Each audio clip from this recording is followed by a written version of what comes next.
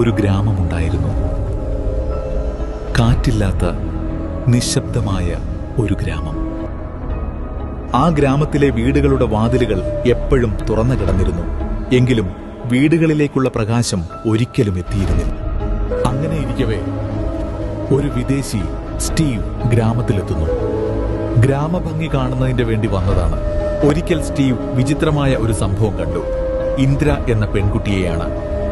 അവൾ ഒരു ഗുഹയെ ഏറെ നേരം നോക്കി നിൽക്കുന്നു. അവിടെ എന്താണെന്ന ചോദ്യത്തിന് ഗുഹയിൽ സൂര്യനുണ്ടെന്ന് കൂടെ വന്നാൽ കാട്ടിത്തരാമെന്നും പറഞ്ഞു.